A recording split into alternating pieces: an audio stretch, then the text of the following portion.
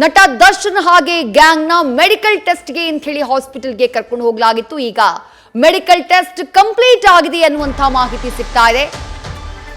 ದರ್ಶನ್ ಹಾಗೆ ಗ್ಯಾಂಗ್ಗೆ ನಾಳೆ police custody ಅಂತ್ಯ ಆಗ್ತಾ ಇರುವಂತಹ ಹಿನ್ನೆಲೆಯಲ್ಲಿ ರೈಟ್ ದೃಶ್ಯಗಳಲ್ಲಿ ಗಮನಿಸ್ತಾ ಇದ್ದೀರಿ. ಆರೋಪಿಗಳನ್ನ ಮತ್ತೆ ಅನ್ನಪೂರ್ಣೇಶ್ವರಿ ನಗರ ಠಾಣೆಗೆ ಕರ್ಕೊಂಡು ಹೋಗಲಾಗ್ತಾ ಇದೆ. ಎಲ್ಲ ಆರೋಪಿಗಳು ಮೆಡಿಕಲ್ ಟೆಸ್ಟ್ ಮುಗಿದಂತ ನಂತರದಲ್ಲಿ ಮತ್ತೆ ಕೆಎಸ್ಆರ್ಪಿ ವ್ಯಾನ್ ಅನ್ನ ಹತ್ತಿದ್ದಾರೆ. ಆ ದೃಶ್ಯಗಳನ್ನ ಗಮನಿಸ್ತಾ ಇದ್ದೀರಿ. ಎಲ್ಲ ಆರೋಪಿಗಳನ್ನ ಮತ್ತೆ ಪೊಲೀಸರ ವ್ಯಾನ್ ಅನ್ನ ಹತ್ತಿಸಲಾಗ್ತಾ ಇದೆ. ಇಲ್ಲಿಂದ ನೇರವಾಗಿ ಅನ್ನಪೂರ್ಣೇಶ್ವರಿ ನಗರ ಠಾಣೆಗೆ ಆರೋಪಿಗಳನ್ನ ಕರ್ಕೊಂಡು ಹೋಗುವಂತಹ ಕೆಲಸವನ್ನ ಪೊಲೀಸರು ಮಾಡಿದ್ದಾರೆ. ಆರೋಪಿ ದರ್ಶನ್ ನೀವು ಗಮನಿಸ್ತಾ ಇದ್ದೀರಿ. ರೇಣುಕಾ ಸ್ವಾಮಿ ಕೊಲೆ ಪ್ರಕರಣದ 2ನೇ ಆರೋಪಿ ದರ್ಶನ್ ಜೊತೆಗೆ ಪವಿತ್ರ ಗೌಡ, ವಿನಯ್ ಹಾಗೆಯೇ ರಾಘವೇಂದ್ರ ಸೇರಿದಂತೆ ಎಲ್ಲ 17 ಆರೋಪಿಗಳಿಗೆ ಇವತ್ತೇ ವಿಕ್ಟೋರಿಯಾ ಆಸ್ಪತ್ರೆಯಲ್ಲಿ ಮೆಡಿಕಲ್ ಟೆಸ್ಟ್ ಅನ್ನ ಮಾಡಲಾಗಿದೆ. ಈ ಸಂದರ್ಭದಲ್ಲಿ DNA ಟೆಸ್ಟ್ ಅನ್ನ ಮಾಡೋದಕ್ಕೆ ಸ್ಯಾಂಪಲ್ಗಳನ್ನ ಕೂಡ ಕಲೆ ಹಾಕಲಾಗಿದೆ ಅನ್ನುವಂತ ಮಾಹಿತಿ. ಆರೋಪಿಗಳ ತಲೆ ಕೂದಲು ರಕ್ತದ ಮಾದರಿಯನ್ನ ಕೂಡ ಪೊಲೀಸರು ಸಂಗ್ರಹ ಮಾಡಿದ್ದಾರೆ. ಒಟ್ಟಾರೆಯಾಗಿ ರೇಣುಕಾ ಸ್ವಾಮಿ ಕೊಲೆ ಪ್ರಕರಣದ ತನಿಖೆ ತಾರ್ಕಿಕ ಅಂತ್ಯಕ್ಕೆ ಬರ್ತಾ ಇರುವಂತಹ ಸಮಯ. ಇನ್ನು ಚಾರ್ಜ್ ಶೀಟ್ ಸಲ್ಲಿಕೆ ಆಗಬೇಕು. ನಾಳೆ ಆರೋಪಿಗಳನ್ನ ಕೋರ್ಟ್ಗೆ ಪ್ರೊಡ್ಯೂಸ್ ಮಾಡಬೇಕು. ಚಾರ್ಜ್ ಶೀಟ್ ಸಲ್ಲಿಕೆಯಾದಂತಹ ನಂತರದಲ್ಲಿ ಇಡೀ ಪ್ರಕರಣದಲ್ಲಿ ಯಾರ ಪಾತ್ರ ಏನು, ಯಾರಿಗೆ ಯಾವ ಶಿಕ್ಷೆ ಅನ್ನೋದು ಆ ನಂತರದಲ್ಲಿ ತೀರ್ಮಾನವಾಗುತ್ತೆ. ಈಗ ವಿಕ್ಟೋರಿಯಾ ಹಾಸ್ಪಿಟಲ್ಗೆ ನಾಳೆ ಕೋರ್ಟ್ಗೆ ಪ್ರೊಡ್ಯೂಸ್ ಮಾಡೋದಕ್ಕೂ ಮೊದಲು ಎಲ್ಲ ಆರೋಪಿಗಳನ್ನ ಕರ್ಕೊಂಡು ಬರಲಾಯಿತು. ಅವರ ರಕ್ತದ ಮಾದರಿ ಹಾಗೆ ಕೂದಲಿನ ಸ್ಯಾಂಪಲ್ನ ಸಂಗ್ರಹಿಸಿದ್ದಾರೆ ಪೊಲೀಸರು. ನಟ ದರ್ಶನ್ ಅವರಿಗೂ ಅವರ ವಿಗ್ ಅನ್ನ ತೆಗೆಸಿ ಕೂದಲಿನ ಸ್ಯಾಂಪಲ್ ಅನ್ನ ಪಡ್ಕೊಂಡಿದ್ದಾರೆ. ರಕ್ತದ ಮಾದರಿಯನ್ನ ಪಡ್ಕೊಂಡಿದ್ದಾರೆ. ಕೇವಲ ದರ್ಶನ್, ಪವಿತ್ರ ಗೌಡ, ವಿನಯ್ ಮಾತ್ರ ಅಲ್ಲ, ಪ್ರಕರಣಕ್ಕೆ ಸಂಬಂಧಪಟ್ಟ ಹಾಗೆ ಬಂಧನಕ್ಕೆ ಒಳಗಾದಂಥ ಎಲ್ಲ 17 ಆರೋಪಿಗಳನ್ನೂ ಕೂಡ ವಿಕ್ಟೋರಿಯಾ ಹಾಸ್ಪಿಟಲ್ಗೆ ಕರ್ಕೊಂಡು ಬಂದು ಮೆಡಿಕಲ್ ಟೆಸ್ಟ್ ಮಾಡಿಸುವಂತಹ ಕೆಲಸವನ್ನ ಅನ್ನಪೂರ್ಣೇಶ್ವರಿ ನಗರ ಠಾಣೆಯ ಪೊಲೀಸರು ಮಾಡಿದ್ದಾರೆ. ಸದ್ಯ ಆರೋಪಿಗಳನ್ನ ಮತ್ತೆ ಅನ್ನಪೂರ್ಣೇಶ್ವರಿ ನಗರ ಠಾಣೆಯತ್ತ ಕರ್ಕೊಂಡು ಹೋಗ್ಲಾಗ್ತಾ ಇದೆ. ಆ ದೃಶ್ಯಗಳನ್ನ ನೀವು ಗಮನಿಸ್ತಾ ಇದ್ದೀರಿ.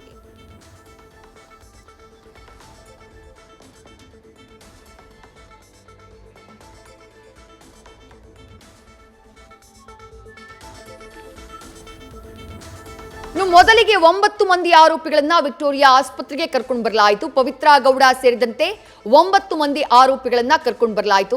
ಪವಿತ್ರ ಗೌಡ ನಿನ್ನೆಯೂ ಕೂಡ ಅಸ್ವಸ್ಥರಾಗಿದ್ರು. ಸರಿಯಾಗಿ ಊಟವನ್ನ ಸೇವಿಸದೇ ಇದ್ದಂತಹ ಕಾರಣಕ್ಕಾಗಿ ಮಲ್ಲಥಳ್ಳಿ ಸರ್ಕಾರಿ ಆಸ್ಪತ್ರೆಗೂ ಕೂಡ ಅವರನ್ನ ಕರ್ಕೊಂಡು ಹೋಗಲಾಗಿತ್ತು.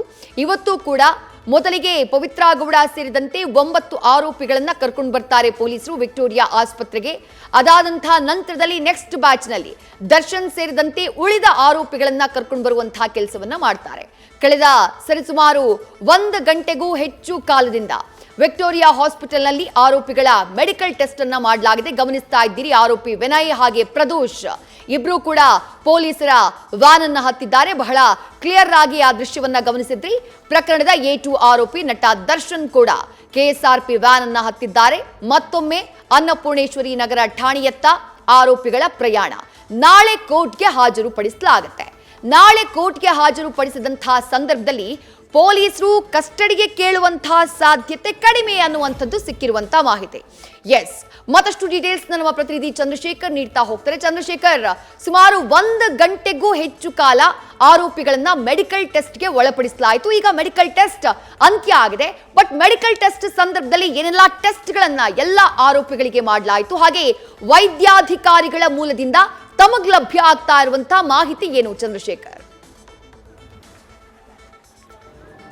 ವಿದ್ಯಾ, ಏನು ಈ ಒಂದು ಪ್ರಕರಣಕ್ಕೆ ಸಂಬಂಧಪಟ್ಟಂತೆ ಈಗಾಗಲೇ 17 ಜನ ಆರೋಪಿಗಳೇನಿದ್ದಾರೆ, 17 ಜನ ಆರೋಪಿಗಳಿಗೂ ಕೂಡ ಮೆಡಿಕಲ್ ಟೆಸ್ಟ್ ಅನ್ನ ಮಾಡಿರುವಂತಹದ್ದು. ಮುಖ್ಯವಾಗಿ ಈ ಒಂದು ಪ್ರಕರಣಕ್ಕೆ ಸಂಬಂಧಪಟ್ಟಂತೆ ಇಷ್ಟು ದಿನ ಅಂದ್ರೆ ಯಾವುದೇ ರೀತಿಯಾದಂತಹ ಒಂದು ಸೂಕ್ಷ್ಮತೆಯನ್ನು ಬಿಡದೆ ಪ್ರತಿಯೊಂದನ್ನು ಕೂಡ ಈಗಾಗಲೇ ಪೊಲೀಸರು ತನಿಖೆಯಲ್ಲಿ ಮಾಡ್ತಾ ಇರುವಂತಹದ್ದು. ಅದೇ ನಿಟ್ಟಿನಲ್ಲಿ ಈಗಾಗಲೇ ಏನು ಸ್ಥಳ ಮಹಜರ್ ವೇಳೆ ಸಿಕ್ಕಿರುವಂತಹ ಅಂದ್ರೆ ಕೃತ್ಯ ನಡೆದಂತಹ ಸ್ಥಳದಲ್ಲಿ ಸಿಕ್ಕಿರುವಂತಹ ಕೆಲವೊಂದು ಬ್ಲಡ್ ಸ್ಯಾಂಪಲ್ ಆಗಿರ್ಬೋದು ಅಥವಾ ಕೂದಲಾಗಿರ್ಬೋದು, ಈ ರೀತಿಯಾದಂಥ ಚರ್ಮ ಎಲ್ಲಾದರೂ ಅಂಟ್ಕೊಂಡಿರ್ಬೋದು ಅಥವಾ ಈ ರೀತಿಯಾದಂಥ ಯಾವುದೇ ಒಂದು ಸ್ಯಾಂಪಲ್ ಸಿಕ್ಕರೆ ಅದು DNA ಮ್ಯಾಚ್ ಮಾಡುವಂತಹ ಸಂದರ್ಭಕ್ಕೂ ಕೂಡ ಈಗ ಪೊಲೀಸರು ಮುಂದಾಗಿರುವಂತಹದ್ದು. ಆರೋಪಿಗಳ ಯಾವೆಲ್ಲ ಒಂದು ಕುರುಹುಗಳು ಆ ಒಂದು ಘಟನಾ ಸ್ಥಳದಲ್ಲಿ ಅಥವಾ ಕೃತ್ಯ ನಡೆದ ಸ್ಥಳದಲ್ಲಿ ಬಿಟ್ಟಿದ್ದಾರೆ, ಆ ಒಂದು ಏನಿದೆ ಆ ಒಂದು ಕೂದಲಾಗಿರ್ಬೋದು ಅಥವಾ ರಕ್ತದ ಸ್ಯಾಂಪಲ್ ಆಗಿರ್ಬೋದು, ಇದು ಯಾವುದಾದ್ರೂ ಕೂಡ ಆರೋಪಿಗಳಿಗೆ ಮ್ಯಾಚ್ ಆಗುತ್ತಾ ಅನ್ನುವಂತಹ ನಿಟ್ಟಿನಲ್ಲಿ ಪ್ರತಿಯೊಬ್ಬ ಆರೋಪಿಯ DNA ಟೆಸ್ಟ್ ಅನ್ನು ಕೂಡ, ಅಂದ್ರೆ ಕೃತ್ಯದಲ್ಲಿ ಭಾಗಿಯಾಗಿದ್ದ ಏನು ಅಷ್ಟು ಜನ ಆರೋಪಿಗಳ ಒಂದು DNA ಅನ್ನ ಪಡ್ಕೊಂಡಿರುವಂತಹದ್ದು. ಪವಿತ್ರ ಗೌಡ ಆಗಿರ್ಬೋದು ಅಥವಾ ದರ್ಶನ್ ಆಗಿರ್ಬೋದು, ಈ ರೀತಿಯಾದಂತಹ ಆರೋಪಿಗಳ ಒಂದು ಮೇನ್ ಆ ಕೃತ್ಯದಲ್ಲಿ ಭಾಗಿಯಾಗಿದ್ದಂಥವ್ರನ್ನ DNA ಒಂದು ಸ್ಯಾಂಪಲ್ಗೆ ಈಗಾಗಲೇ ಕೂದಲು ಮತ್ತೆ ರಕ್ತ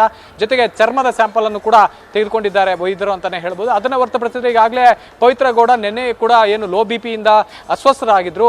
ಈ ನಿಟ್ಟಿನಲ್ಲಿ ಆಕೆಗೆ ಸಂಬಂಧಪಟ್ಟಂತೆ ಲೋ BP ಯಿಂದ ಹೊರಗಡೆ ಅಂದ್ರೆ ಸಣ್ಣ ಪುಟ್ಟ ಸಮಸ್ಯೆ ಆರೋಪಿಗಳಿಗೆಲ್ಲ ಏನೇನಿತ್ತು 9 ಜನ ಆರೋಪಿಗಳಿಗೆ, ಈ ಎಲ್ಲ ಆರೋಪಿಗಳಿಗೂ ಕೂಡ ಸದ್ಯಕ್ಕೆ ಸಣ್ಣ ಪುಟ್ಟ ಚಿಕಿತ್ಸೆಯನ್ನು ಕೂಡ ನೀಡಲಾಗ್ತಾ ಇದೆ. ಯಾಕೆಂತಂದ್ರೆ ನಾಳೆ ಏನು ಕೋರ್ಟ್ ಮುಂದೆ ಒಂದು ಪ್ರೊಡ್ಯೂಸ್ ಮಾಡಿದಂತಹ ಸಂದರ್ಭದಲ್ಲಿ ನನಗೆ ಆರೋಗ್ಯ ಸಮಸ್ಯೆ ಇದೆ ಅಥವಾ ಈ ರೀತಿಯಾದಂತಹ ಚಿಕಿತ್ಸೆ ಕೊಡಲಿಲ್ಲ ಅನ್ನುವಂಥ ಹೇಳಿಕೆಯನ್ನ ಆರೋಪಿಗಳು ನೀಡುವ ಎಲ್ಲ ಸಾಧ್ಯತೆ ಇರೋದ್ರಿಂದ ಯಾವುದೇ ರೀತಿಯಾದಂತಹ ಸಣ್ಣ ಚಾನ್ಸ್ ಕೂಡ ಏನು ಪೊಲೀಸರು ತೆಗೆದುಕೊಳ್ಳದೆ ಈಗಾಗಲೇ ಪ್ರತಿಯೊಬ್ಬ ಆರೋಪಿಯ ಒಂದು ವೈದ್ಯಕೀಯ ತಪಾಸಣೆ ಜೊತೆಗೆ ಸಣ್ಣ ಪುಟ್ಟ ಸಮಸ್ಯೆಗಳಿಗೆ ಚಿಕಿತ್ಸೆಯನ್ನು ಕೂಡ ಈಗ ಪೊಲೀಸರು ನೀಡಿರುವಂತಹದ್ದು. ಹೀಗಾಗಿ ಎಲ್ಲೊಂದು ಕಡೆ ಬಹುತೇಕ ಎಲ್ಲ ಆರೋಪಿಗಳ ಒಂದು ಮೆಡಿಕಲ್ ಟೆಸ್ಟ್ ಜೊತೆಗೆ ಸಣ್ಣ ಪುಟ್ಟ ಆರೋಗ್ಯ ಸಮಸ್ಯೆಗೆ ಚಿಕಿತ್ಸೆಯನ್ನು ಕೂಡ ಮುಗಿಸಿ ಈಗಾಗಲೇ ಅನ್ನಪೂರ್ಣೇಶ್ವರಿ ನಗರ ಪೊಲೀಸ್ ಠಾಣೆಗೆ ಆರೋಪಿಗಳನ್ನ ಕರೆದೊಯ್ದಿದ್ದಾರೆ. ವಿದ್ಯಾ, ಚಂದ್ರಶೇಖರ್, ಇವತ್ತು ಮಾಡಿರುವಂತಹ ಈ ಮೆಡಿಕಲ್ ಟೆಸ್ಟ್ ಸಂದರ್ಭದಲ್ಲಿ ಏನ್ ಸ್ಯಾಂಪಲ್ಗಳನ್ನ ಕಲೆ ಹಾಕಿದ್ದಾರೆ, ಅದು ನಟ ದರ್ಶನ್ ಅವರ ಕೂದಲಾಗಿರಬಹುದು ಅಥವಾ ಬೇರೆ ಆರೋಪಿಗಳ ಕೂದಲಾಗಿರಬಹುದು ಅಥವಾ ಅವರ ರಕ್ತದ ಮಾದರಿ ಜೊತೆಗೆ ಚರ್ಮದ ಮಾದರಿಯನ್ನ ಕೂಡ ಸಂಗ್ರಹ ಮಾಡಲಾಗಿದೆ ಅಂತ ಹೇಳಿದ್ರೆ, ಇವು ಎಷ್ಟು ಇಂಪಾರ್ಟೆಂಟ್ ಆಗುತ್ತೆ ಇನ್ನು ಮುಂದಿನ